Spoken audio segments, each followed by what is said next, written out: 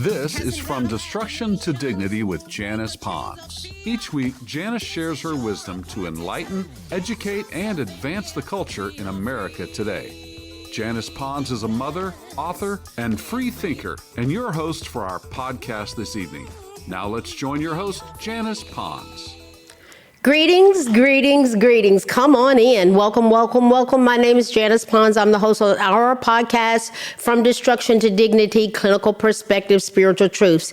Tonight, we're going to continue on our amazing journey as we're wrapping up this year. Boy, what a journey it's been on. We just been talking about who, what, when, where, how, why, just thinking out loud about factual things that I think is worth talking about.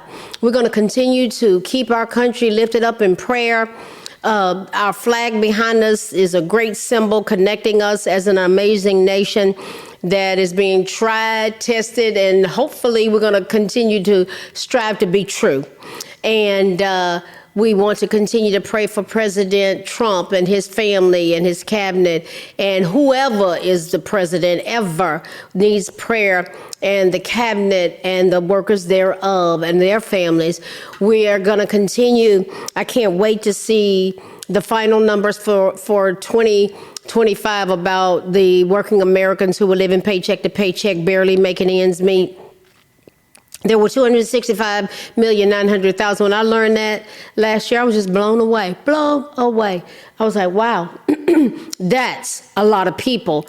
It was 78%. It's gone down to 65%, and I'm believing it's going to continue to go down as we have these companies that are investing trillions and trillions and trillions of dollars. Japan, Microsoft, United Arab Emirates, so many other entities and countries and organizations and companies are investing a lot of money here. They have no more outsourcing. We got a lot going on, and we got money coming into our nation like we didn't have before, and vastly changed. Our country's totally changed this year. And I'm just believing all of these dynamics that there are people and entities and factions are fighting against our success, against the number of working Americans living paycheck to paycheck. They don't want it to be less. They have an agenda that they make money off of us struggling, and we covered those kinds of things. So our country's going in a totally different direction, and a lot of people don't like it, and many love it, and more that didn't like it, they're loving it because they're waking up as to what was going on. I saw this video of this lady. She was a black woman, and she was a staunch liberal. Not anymore. She's got wisdom. Why? She's got understanding, and she's a wise woman, and she was laying that thing out because she realized what's going on, and she had her facts lined up. I loved it because people are waking up, and they've tried to, Obama and all them, and Obama, Biden, Harris cabal has tried to make everything about race. It is way more than that. It's about America. So we're going to keep going forward. We're going to keep going forth and examine these things that generate a lot of discussion in our nation. And tonight, we're going to talk about a sinking ship. A sinking ship. And all this ties directly in with our clinical perspective, which is handling failure. Guys, we're dealing with dynamics in our nation that was totally out of control, all centered around the sinking ship of the Democratic Party. Democratic donors reportedly backed out of a major fundraising event for former Vice President Kamala Harris this year, when one even sent a profanity-laced rejection. They were ticked off that the Democratic Party, the Democratic National Committee, was even asking for money. The Wall Street Journal reported that the Democratic National Committee has been struggling to raise money during President Donald Trump's second term in office. According to several people familiar with conversations, they said the DNC attempted They anticipated an increase, but when they attempted to reach out to major donors earlier this year through a San Francisco-based fundraiser, most of them declined. Upon receiving the invitation, one replied, and this is what they said, they said they didn't want to give to the party until it produced substantive, solid, consistent plans to win election after election after election. Now, we saw what happened in Virginia. There are a lot of dynamics about that. I made a video about that, about how that got affected. We know what happened in New York, what happened in New Jersey. That's 3 elections out of many more that are going to occur, particularly in November of 2026. Those who declined to give money told the National Party they had, if they couldn't tell them how they were going to make it work, they didn't want to have anything to do with it. The Wall Street Journal reported that the DNC eventually found a donor to host a given event, but it raised much less than organizers had hoped for. It added that this reaction, as well as a significant decrease in funding, could be a response to frustrations over Kamala Harris's failed presidential campaign. And here is a key part, and they lack a new game plan for midterm elections. Now, what they've been doing is strolling out Obama, and we know his presentation.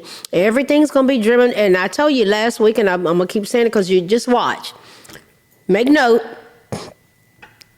We're going to see them more and more, and race will be a part of what they push.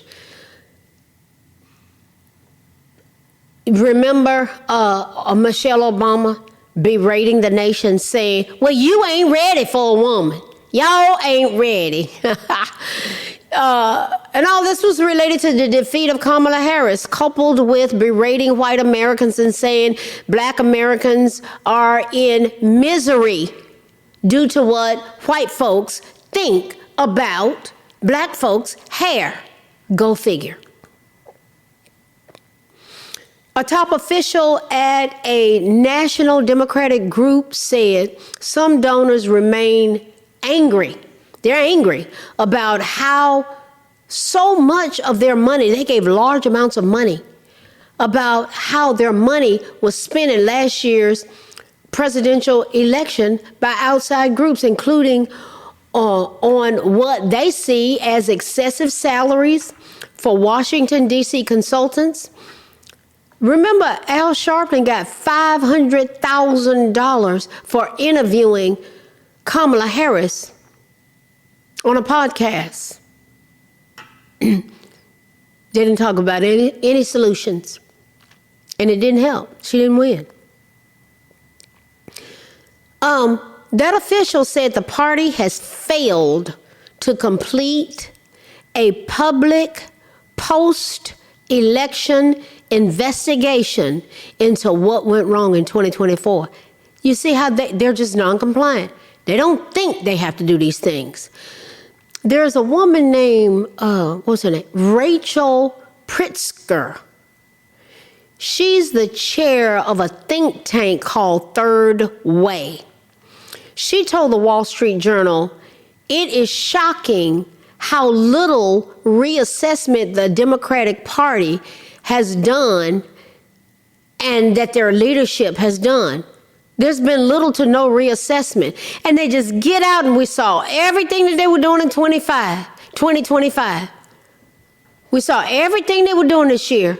And it's like, the more they did, the more they opened up their filthy mouths, more people walked away from them. And a lot walked away during that government shutdown because they saw that they did not care. Their modus operandi appears to be right now to gather with protests and to threaten ICE agents who are there to make their communities safer. As of August 2025 of this year, the Democratic National Committee had approximately $15 million in cash on hand, a figure that has recently dwindled and is significantly lower than the RNC, the Republican National Committee's reserve. The DNC's total fundraising for 2023 to 2024 was over $685 million, but it also spent over $693 million. So they raised $685 million, they spent $693 million, do the math. Conversely, cash on hand, let's see, the DNC has about $15 million as of June of this year of 2025, compared to the RNC's $72.4 million.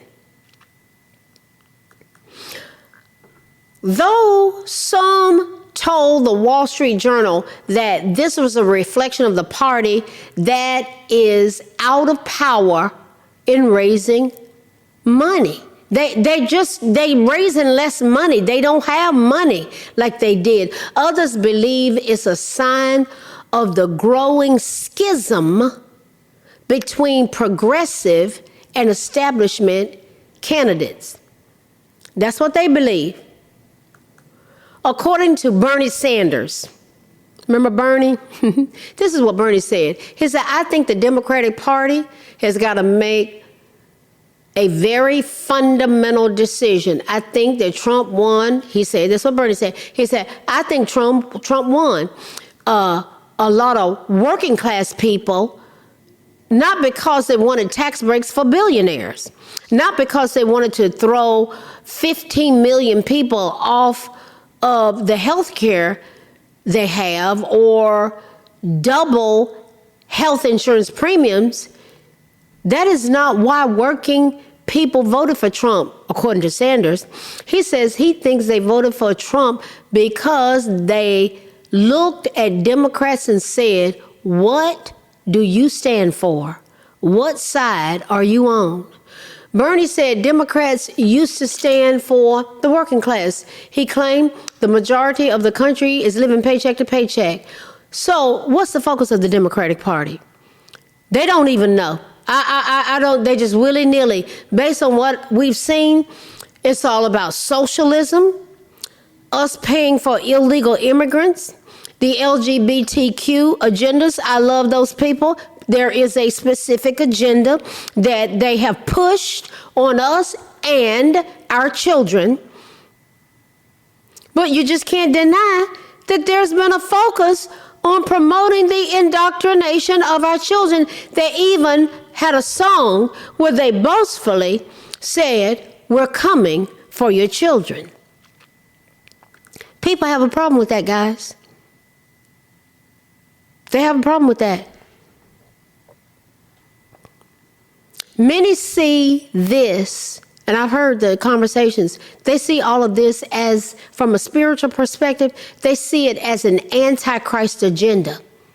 That's what the Democratic Party represents to many. And ignoring what the majority of we the people want. We voted.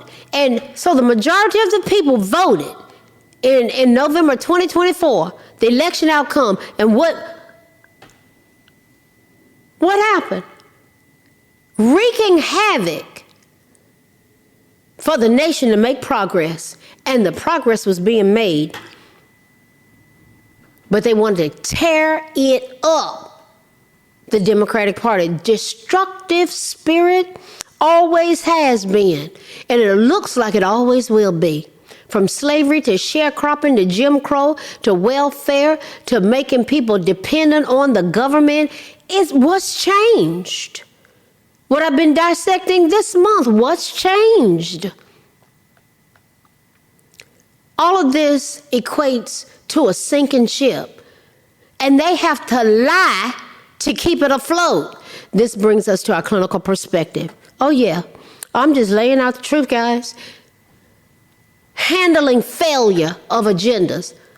If you fail, do you keep trying to cram it down people's throats that you got it all together? When political agendas fail, the response involves both short-term tactical adjustments and long-term systemic reforms. That's what it should involve. Political parties may need to pivot their strategies. Leaders can use executive action to bypass gridlock, and citizens can mobilize outside of traditional party structures to demand change. That is a dynamic that people embrace. In the long term, strengthening political and democratic fairly run institutions, implementing electoral reform, and re-engaging with voters are potentially paths to renewed functionality. Guys, people are concerned about how they're going to eat, how their children are going to get clothes. This focus on sexuality and pushing gender, the gender agenda in school, people don't like it. They don't like it. They have other concerns in this country. And this is what Kamala Harris ran on. That agenda and the dismembering, burning, and liquefying of our tiny citizens and illegal immigration. Those were her three platform, the Democratic Party's platform. Those three things. The dismembering, burning, and liquefying of our tiny citizens, illegal immigration, and the LGBTQ agenda. That was what she was running on, and they're talking about her possibly running again. And she'll come back with the same thing. And they lost.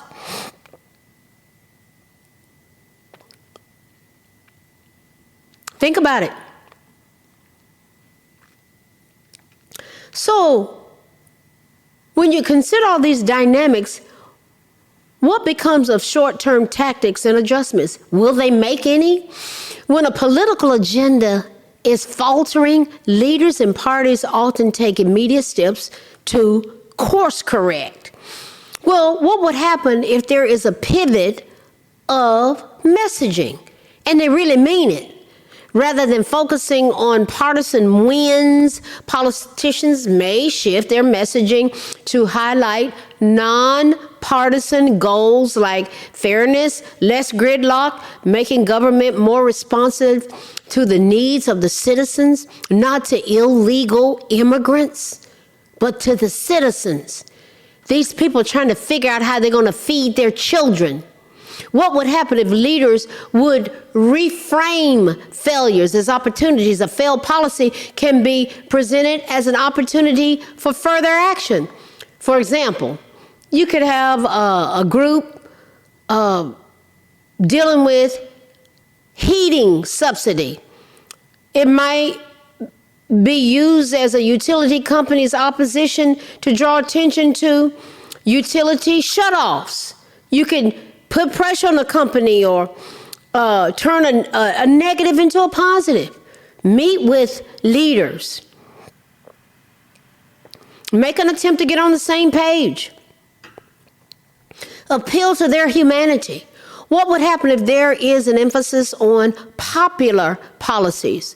A party can focus its communication on policy achievements and solutions that are already making a tangible impact on voters' lives, particularly with independent voters, guys. They want to know what's the bottom line. How's it going to affect their bottom line, their pockets?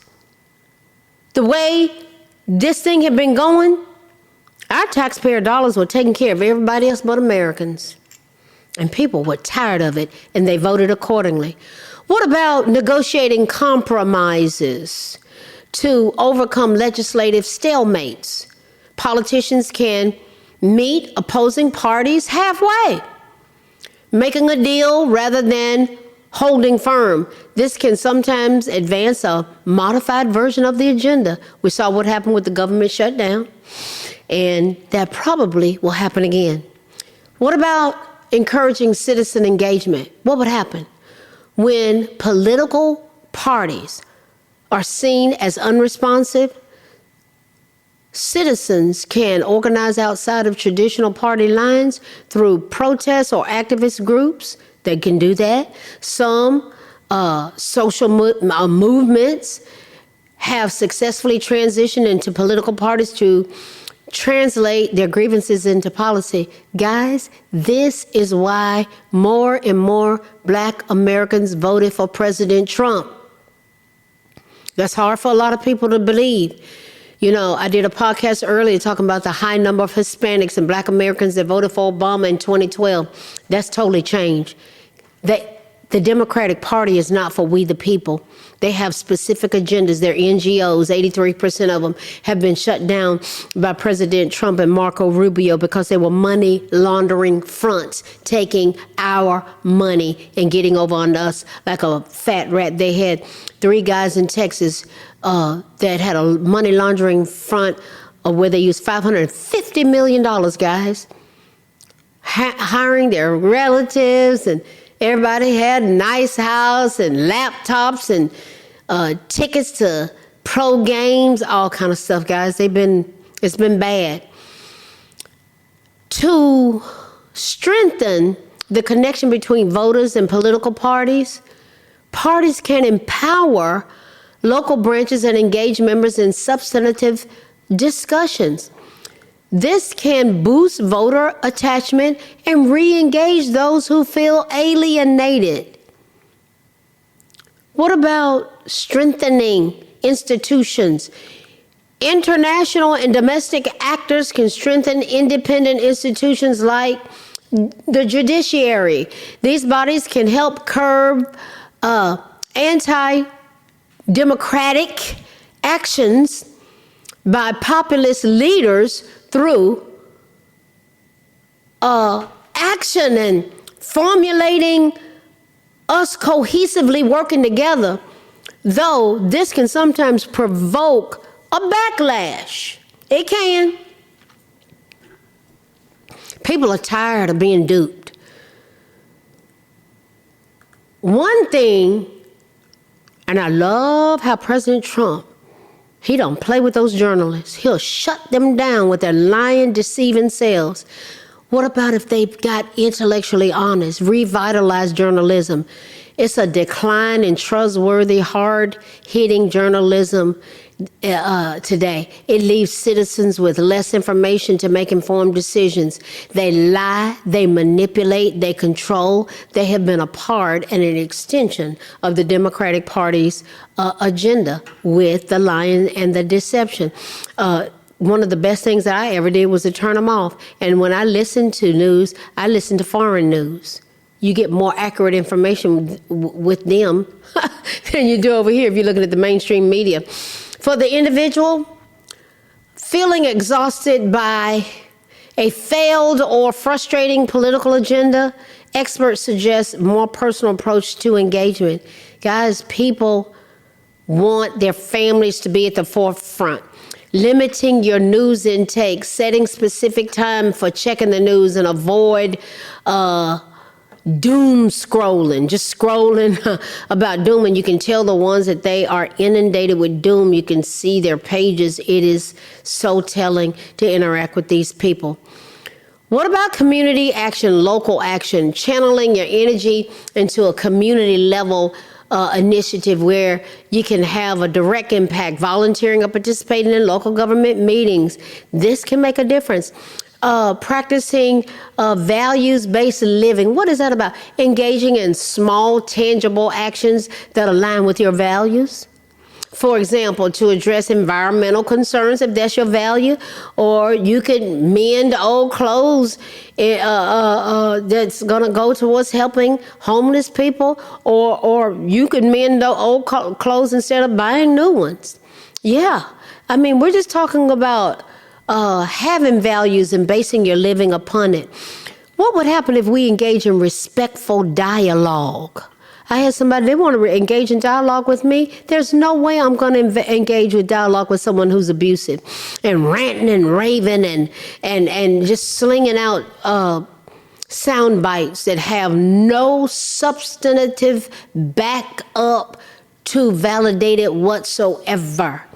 If you choose to discuss politics with others, focus on understanding their perspective rather than trying to change their minds, talking to and with each other versus at each other. That's my motto on social media. And when you're hearing them, using I statements, that's called being assertive. Wait a minute. That's reflective listening. And we do need to learn to be assertive. I feel and I prefer. I feel and I prefer. Not you, this and you, that. Assertive communication. But reflective listening says I statements to express your point of view neutrally. Hey, I feel, or I'm hearing you say, and you repeat what you heard him say. People feel heard.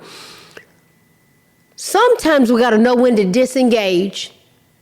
For your own mental health, it is sometimes best to step away from heated political conversations or disengage for a period of time. It's acceptable to agree to disagree and to focus on other shared interests. But I tell you one thing I've learned that I will not do. I will not be abused. And I've been in settings where I was abused by people, and it got nasty. And I was like, I'm a grown, respectable, godly woman. I don't abuse people. And I'm certainly not going to show up over here for y'all to abuse me. There are too many people that love me and respect me. I don't have to show up for anybody's abuse. That's how that goes. And so it's just setting healthy boundaries. It's setting healthy boundaries. Listen, guys, what have we looked at tonight? A sinking ship. Our clinical perspective has been handling failure. Guys, we were sinking as a nation in 2024. And we were just on a ride. And there was so much going on. And this is why Trump won. This is why he won and Kamala Harris lost. He has a great grasp of the wisdom of standing up like never before. And he fights for us.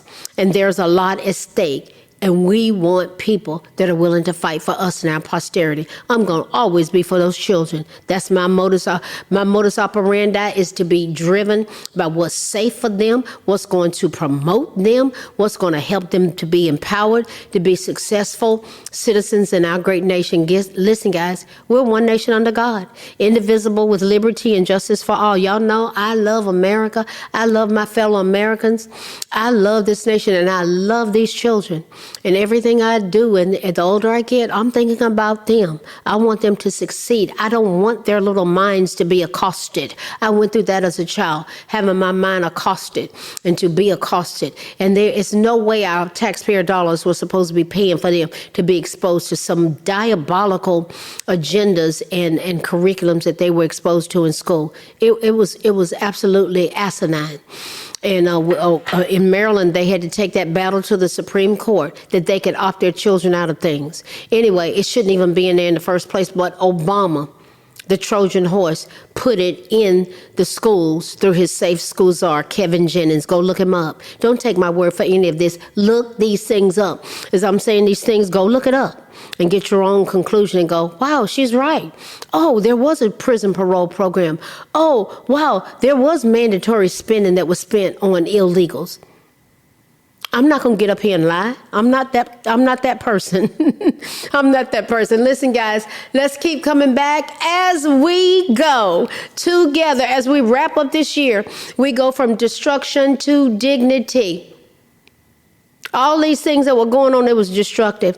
But we're going in a different direction to take us towards dignity, wellness, wholeness, structure, organization, support, clinical perspectives, a way of thinking, a way of getting well. If you find that you need a therapist, go to JanicePons.com and go to the resource page. It'll walk you through how you can get a therapist. It's a powerful process that can change your life. I am such a proponent of that and of recovery support groups. Al-Anon, AA, Celebrate Recovery, NA, life-changing. I went to Al-Anon for about 6 months every week, got a sponsor, changed my life. I'm such an advocate of recovery support groups. You're going to have people coming together, having the same common goal. They want to get clean and sober. They want to be well. They want to feel better. It's really a powerful tool. And if I had my way, we'd have them all over the country. Listen, guys, keep coming back. I will see you next week as we wrap up this year. God bless you. We'll talk later. See you then. Good night. Thanks for listening to this week's episode of From Destruction to Dignity with Janice Pons. Janice's mission is to provoke thought, bring awareness, and point people towards intervention when needed. As a reminder, this show is not therapy, but for educational purposes only. For more information, check out JanicePons.com or follow her on social media. We are unpowered, strength is ours, liberty, been set free, education, affirmation, dedication, information, revelation.